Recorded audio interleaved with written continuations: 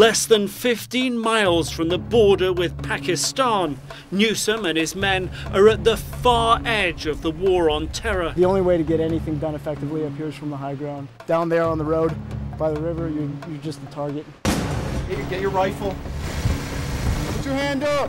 Their tiny base, surrounded by mountains, They got one on top of the building right here too. is a magnet for insurgent attacks, hit regularly by rocket and sniper fire. These are the men of Bulldog Company, thousands of miles from home, nearly a year to go in their 15-month tour. Their leader, Captain Tom Bostic. He's a take charge kind of guy, and definitely the kind of man that a lot of us saw as invincible. You know, the kind of guy, if he's out there, you're going to be fine.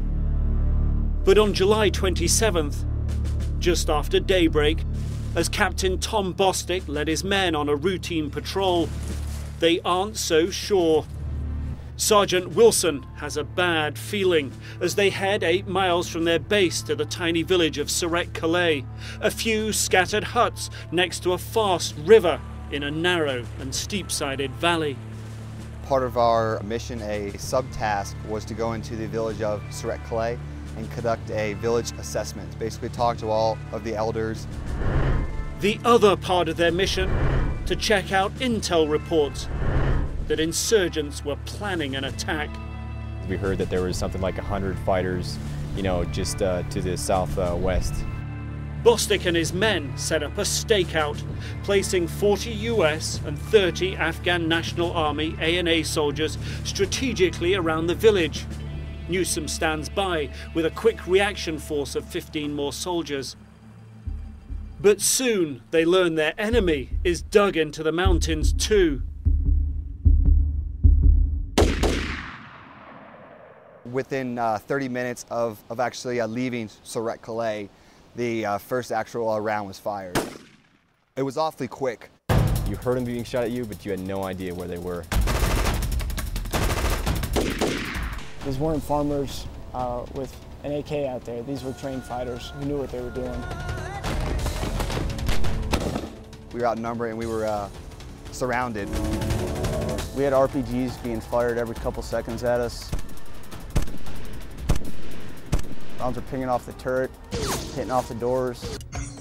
An hour and a half into the battle, they know they need help. Air support comes to their rescue. At that point, 2 big 500-pound bombs got dropped. I heard the bomb coming in and it hit and it just rocked my world. I went deaf. As they get up, another insurgent appears.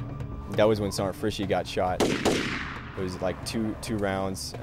He was right in front of me. I saw him get hit, and it was kind of unreal at the moment. To me, that was the first time I had really seen death. The men have no time to mourn. They are under attack. I was scared, like everyone else was out there. We had soldiers, getting shot or getting blown up. I mean, it was just happening. Probably, one guy a minute was getting hit. Every time we tried to move, there was another person shot. It got so bad, I had 8 casualties in my vehicle. 7 hours after the first shots were fired, Bulldog makes it out.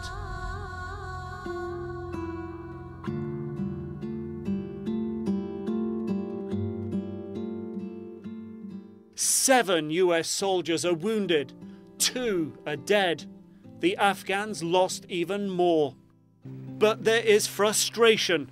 Without enough resources, they feel forgotten and hope their brothers' lives won't be. You get forgotten up here, it seems like. This place, I don't even think people know this place exists. They've been sent to the front line in the war on terror. Good to go? Appreciate it. Yeah.